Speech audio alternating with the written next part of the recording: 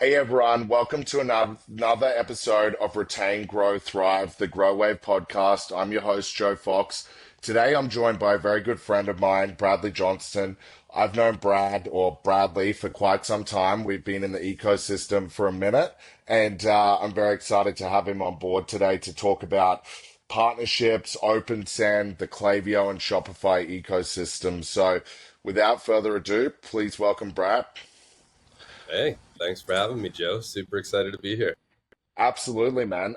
Look, I know everyone in partnerships definitely in our ecosystem knows who you are and has quite a lot to do with you. But obviously, the audience of this podcast can be anyone from partners, other tech companies, agencies, but obviously a lot of our customers as well. So, can you give a little bit of a background on your career? I know you've had an astounding career. You're a real veteran in this space, and also just introduce OpenSend. Yeah, for sure. So, for those who I haven't had the opportunity to meet yet, name is Bradley, either one, Johnston. Live in New York now. Originally hail from the suburbs of Boston. I've been in e-commerce SaaS for the last 12 years plus. I've worked at Nosta, which is an e-com personalization provider, pretty common in the Shopify space. Worked at Klarna, which is a pay in for, buy now, pay later realm of a provider. I worked at a company called Balance, which is a B2B payments provider. Tried my hand at super early startups. And then lastly, fortunately, found myself at OpenSend. So within that time, I've worked in all aspects of business development from SDR to account executive to partner manager to now leading partnerships at OpenSend.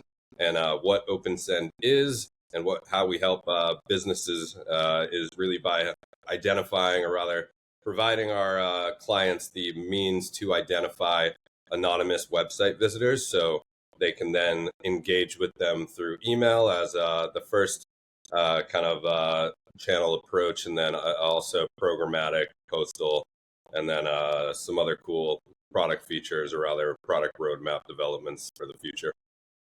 Yeah, awesome, and that's such a good way of framing things. And I've got a interesting sidebar. Is you and I both have that fintech kind of like ecom fintech background, and obviously Lauren on your team, I worked with it at the previous fintech company I was at as well, which is kind of cool. I feel like in e-commerce and on the fintech side as well, everyone's so integrated and has worked with each other. So yeah, it's really cool.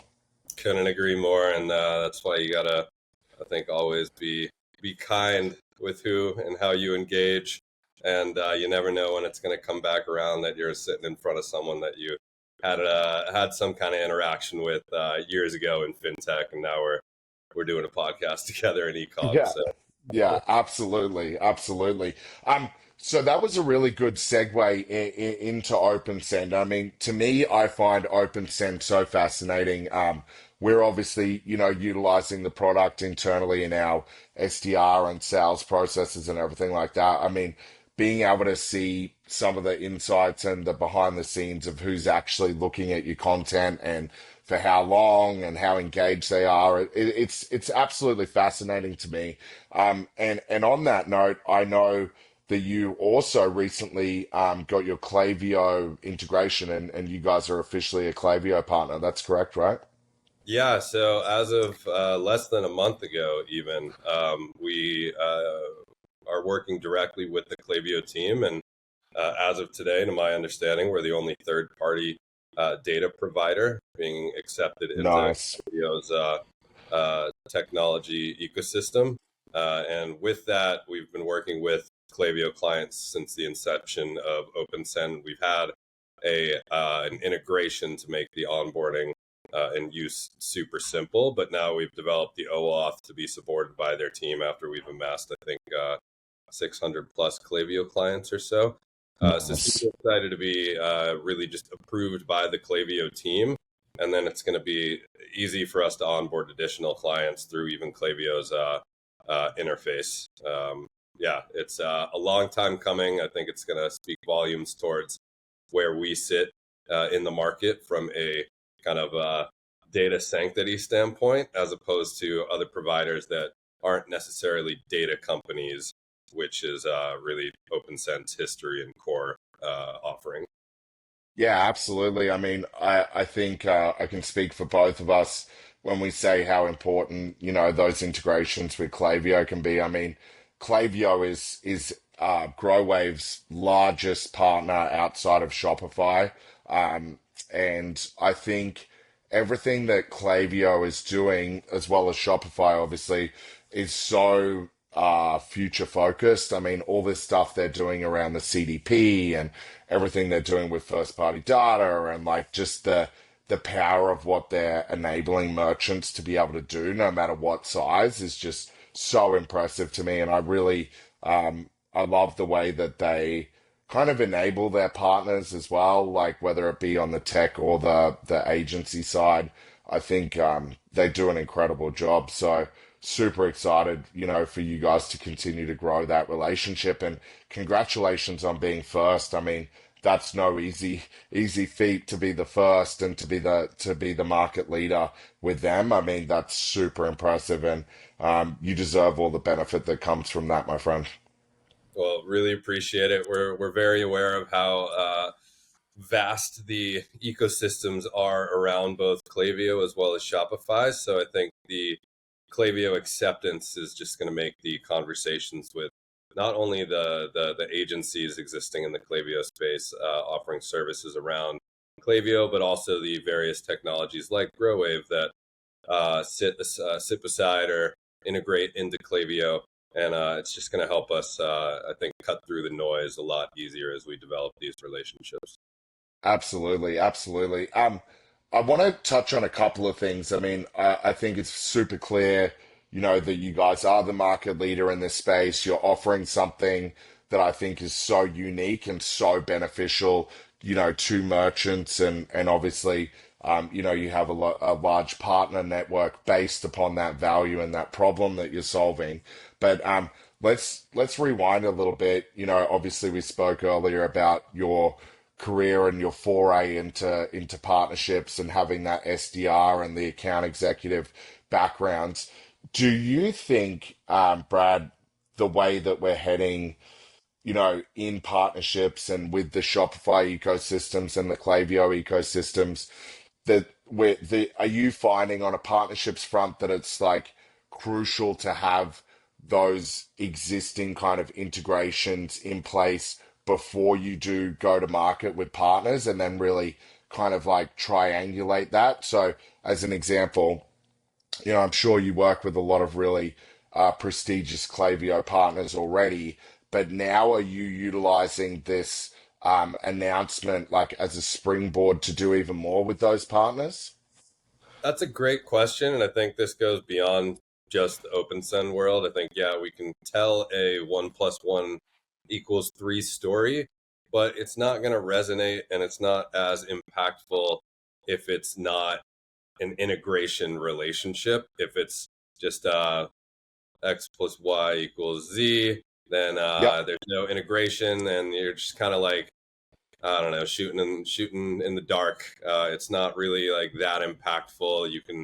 It might be like a up funnel to downstream impact, but like again, the integration piece is kind of the thing that makes it tangible and really hammers it home for the brand audience, which may be onboarding both of you. I think really the beauty of OpenSend is I joined the company since it's a data company. I wanted to either work in data, since data is like the new oil, not to be Yep. cheesy, or I wanted to work in some kind of like ecosystem, or rather environmentally conscious technology. So I landed at a data company, and I think really the benefit to working at a data company in this regard is we are an up funnel solution, like an acquisition as well as retention, but we are helping brands acquire intentional data into their CRMs by identifying these anonymous website visitors and then providing you email for you to engage with them. And then the reason that that's so beautiful to me is that's just if you pump intentional audiences into not only your email but your social, I would say downstream, all the other MarTech companies that or MarTech solutions that you're utilizing, like Growave, as well, is only going to be positively implicated or positively impacted by those intentional identities. So if you have people that are actually going to progress through the funnel and convert, that OpenSend is identifying and sending you, it's just going to, not that this is what we're looking for from a merchant customer side of things, but from a Growave side of things, the usage on your tech is just going to be positively impacted. You'll be able to, say, charge more through that usage, similar to what we're seeing with Klaviyo customers adding additional identities to their directory.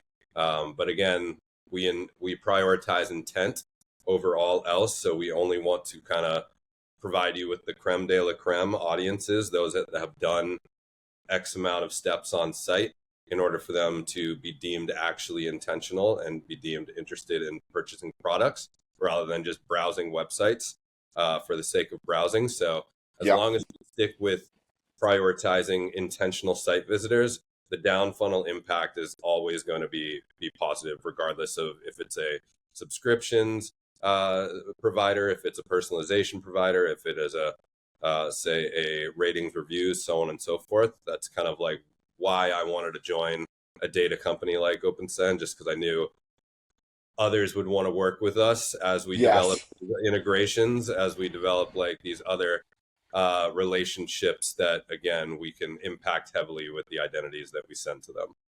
Yeah, absolutely. It's like actionable data, which, to your point earlier, it is the new oil, it's the new gold. It's so important. So I love that. And just to, kind of dive a little deeper on that, who is OpenSend's ICP?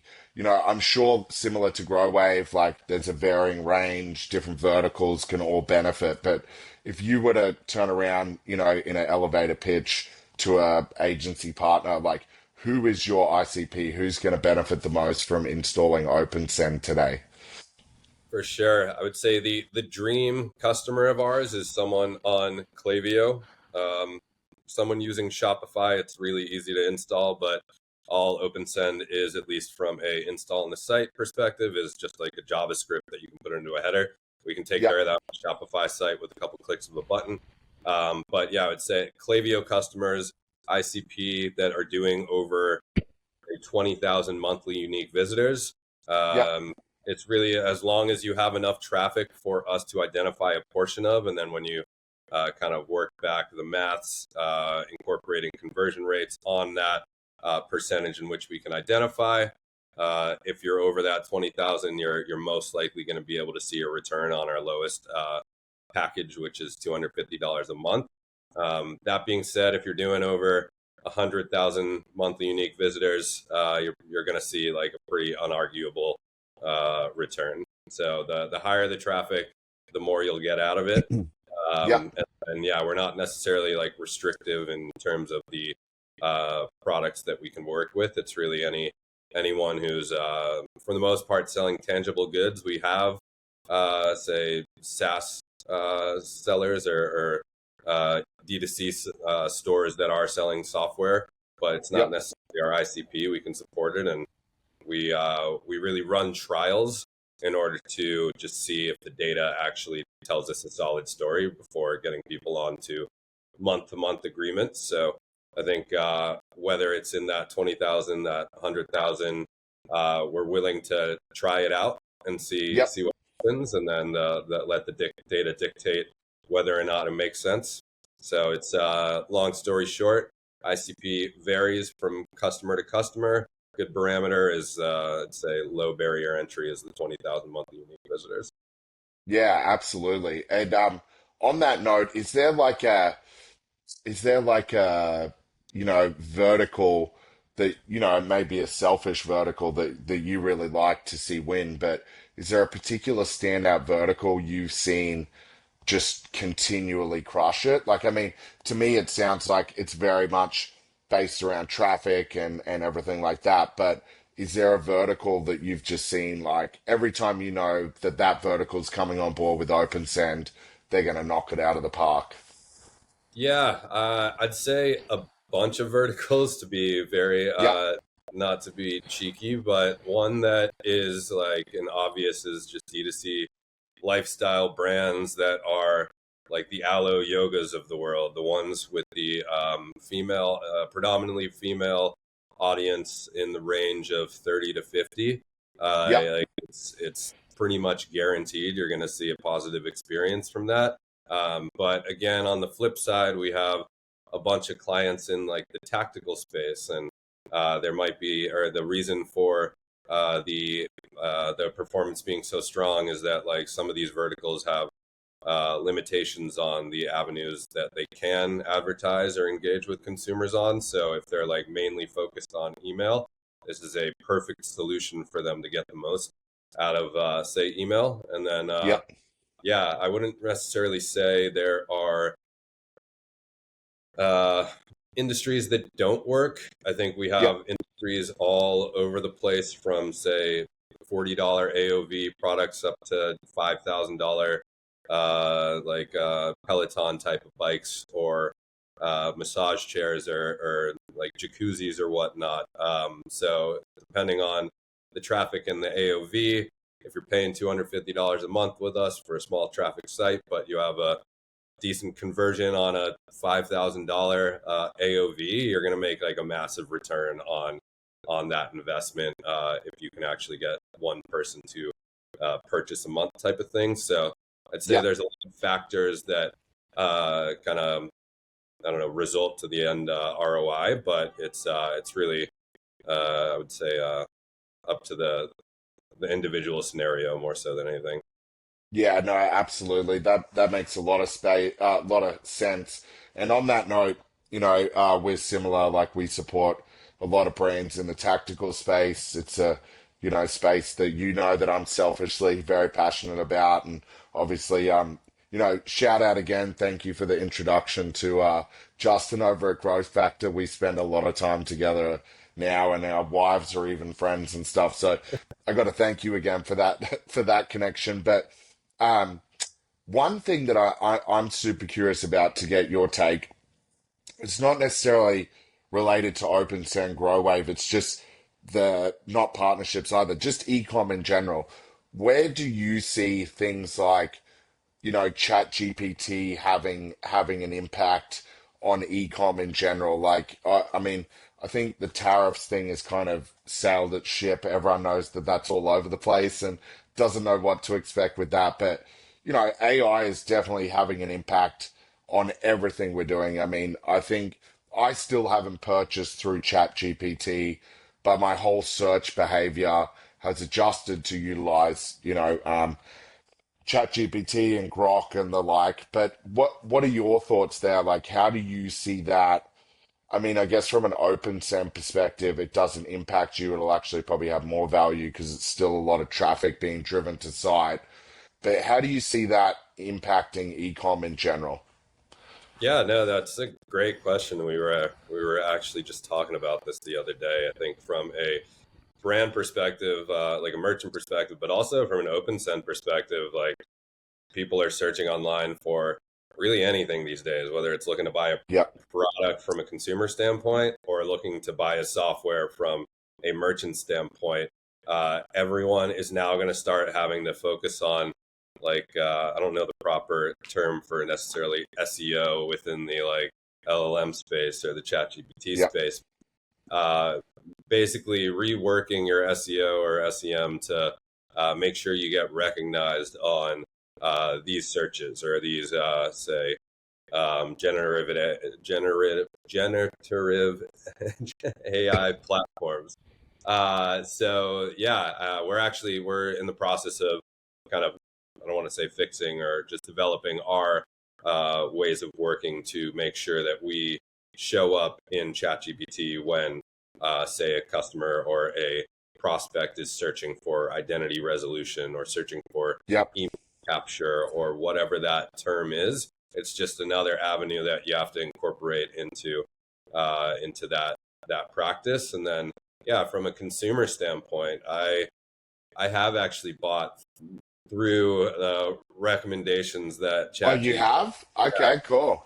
You make a search, and then it will give a little bit of an explanation. Then it says prompt you to actually find prices and find individual distributors to purchase from, and then click out to that product, or rather that website, and purchase from that brand. But it's very, I use ChatGPT every Yeah, day to whether it's just learn or actually acquire things. So it's changing how I'm shopping, and yeah, as the yeah, wealth transfers to younger generations, it's just going to become more and more prevalent and important to kind of incorporate that. And then in addition to the chat GPTs of the world, I think Reddit is becoming like also increasingly important to advertise on, because chat GPT and others are like taking a lot of information from the Reddits of the world. So if yeah. you're kind of promoting yourself in those spaces, you're going to cover a lot more ground than the historical avenues that people have spent time investing in.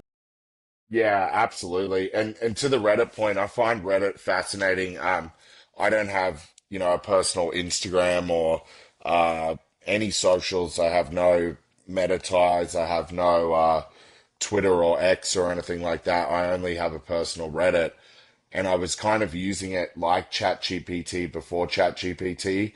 So really using it as like a source of truth for recommendations. And obviously, everything that you can think of has a channel and has real honest raw recommendations and reviews and feedback. And I think it's really interesting to me to see how much Reddit has grown over the past 12 months. I think also there may have been a mass exodus when Twitter became X. I think a lot of people moved on to Reddit.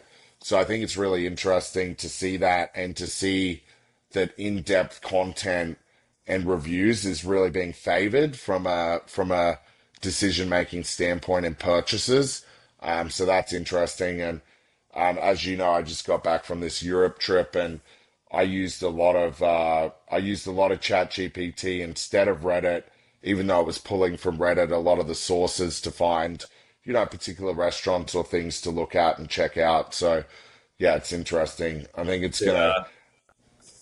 did it Sorry. serve you well? Did Yeah, no, it did. It did to that point. Like I was gonna say, I haven't necessarily purchased through Chat GPT or LLM yet. So I've definitely used it for research and to inform those decisions around what I spend my time doing or purchasing. So, yeah, it's quite fascinating to me. What was the process, can I ask, when you checked out from there? Did it just ask for your card details or payment details, or? Well, I didn't check out through ChatGPT. I just asked for it to prompt suggestions on specific products, and then I just used one of those links to check out on where it directed me. So Okay. yeah, so I haven't seen the actual, if there is even today, like a checkout functionality within ChatGPT. Just instead of like just text, it's actually prompted URLs to go to. Yes. So that's Yeah. kind of where I've just made the checkout after it prompted me to go to a URL. Admittedly, Yes. I was looking at modest watches, and Oh, nice. and Nice. it prompted me to just purchase. It sent me to TISO. But Nice. nonetheless, Nice. it was. Which TISO, which TISO did you get? The PRX? I couldn't tell you. I'm not that into Okay. this quite yet, but it was an affordable first watch. So Nice. eventually Nice. trying to get into the watch game, but this was the first step to do so. I'm a big Tissot fan. I think they make some very beautiful, beautiful watches. I'm assuming, I have a feeling the one you got is one that I've been eyeing off. Yeah, it's like kind of looks a bit like AP-ish, like the square and boxy kind of thing. I'll send you a picture after this. Okay, cool. And But yeah, yeah, one thing fun that I'll just shout out ChatGPT for the audience. I saw Rachel Jacobs post a LinkedIn mention about utilizing ChatGPT to prompt a picture, like a self portrait, and it was funny because they assumed she was a man. So that is also some of the current fallacies of ChatGPT, of not knowing everything. But if you've used ChatGPT and input anything about yourself, just go into ChatGPT, say, hey, like provide me a picture of what you think I look like based on the prompts that I've provided you previously, and have a laugh. I did it with OpenSend. You could do it with Growave as well, and then they'll personify what your company is. Absolutely. I'll definitely have to do that. I mean, speaking of Rachel, shout out Rachel. She's fantastic. She's been on our advisory board for like, I think 8 weeks now, or 12 weeks, but probably 8 weeks publicly. And the back and forth banter I get with her is hilarious, even more hilarious than ChatGPT thinking that she's a man. But that's funny. I'll send her a text about that. Um, Cool. Okay, so lastly, I always like to do this one because, I know you travel quite a lot. Everyone in partnerships and e-com, I think we're one of the industries that probably travels, the most, in one of the most in corporate America and the Western world and the Eastern world as well. But what is something, Brad, that you cannot travel without? As I said, I just got back from Europe. I know what mine is. It's somewhere here. I can pull it out. It's one of these battery pack charger things. This is a new one. I've probably been through about 10 of these in my life, but this one, I don't know the brand of it. It's just called Outdoor Battery. Oh, Nest Out. It's Okay. like this little thing. It looks like a little canteen. It's fully waterproof, so I'm excited for that for, any hunting or camping trips I go on. But this is the best one. Like I got like 6 charges of my phone out of this, and most I feel are only like one and a half. So this has been like a very, very good find for me, and this is probably the answer for me now is I cannot travel without this. But what's yours? I'll give you a couple work things and then a personal thing. It's obviously the phone. The other, I Yeah, carry my laptop around to be my computer charger. So I just charge the laptop before leaving, and then just plug it into my phone when I need that nice. battery.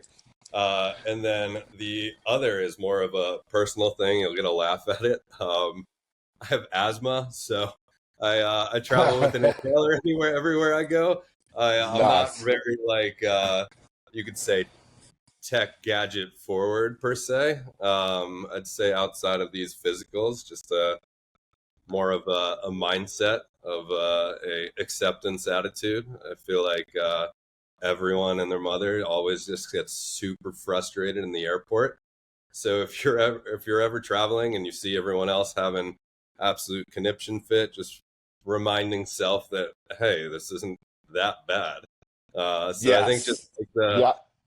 kind of flexible mindset and being okay with like constant change as flights get delayed, check-ins to hotels get delayed, your ops manager books the wrong place in the wrong neighborhood, so you're hanging out in Gaslight in San Diego, for instance. So I think just like being easy with how things occur as you're on the road is really the thing I try and bring with me everywhere. I love that. That has to be the best one so far, to be honest. Had some very interesting ones and obscure ones, but no one's ever uh brought the positive mindset into this. I love that. It's a great point. On that note, um Justin and I got stuck coming back from Los Angeles to flying into San Antonio. There's this crazy storm front, and so we ended up getting rerouted and diverted to Houston.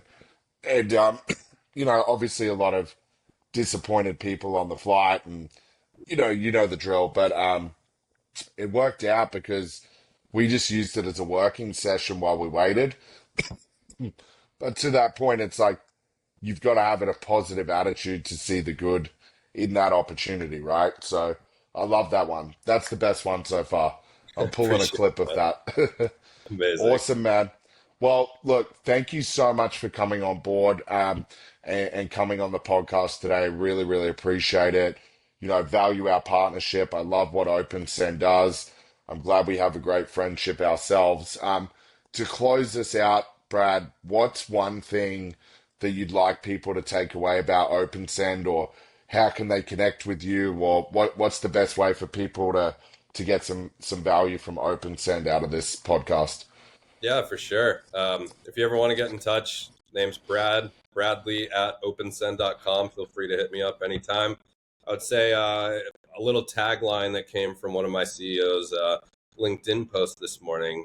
You can't personalize what you can't identify. So the Nice. whole mention of being able to identify upstream allows you to provide the greatest experience for these identities once you have data on them. So yeah, I'd say that's probably like a solid keep in mind as to the importance of identity resolution. And yeah, if you're ever curious about trying us out, happy to provide extended free trials, or rather, we provide dollar trials for 2 weeks. We can extend it for a month if you haven't utilized the tool. It's really all about showing you the data and showing you the impact before making you sign or having you sign on. And then it's a month-to-month agreement after that. So we're really like trying to be the most flexible SaaS provider to work with. And yeah, would love to have a conversation, even if it's just making a new connection. Awesome, awesome. I love that. I'll make sure your email is in the show notes, as well as a link across to OpenSend, so the audience can come check you out. But thank you, my friend. Appreciate having you on, and we'll connect again very shortly. Appreciate you, Joe. Shout out to the Growave fam. And yeah, looking forward to seeing you again soon. Thanks for having me. Thank you so much. Appreciate it. Audience, thank you so much for tuning in to another episode of Retain, Grow, Thrive. Apologies about me coughing throughout. I picked up something on the way back from Europe, I think, on the plane. But thank you for bearing with me. Brad is an awesome person. I encourage you to connect with him on LinkedIn. Very much encourage you to check out OpenSend, whether you're a merchant or a partner, particularly Klaviyo partners. Brilliant, brilliant piece of technology, one to keep an eye on. Thank you all so much for tuning in. I'll be back with another episode.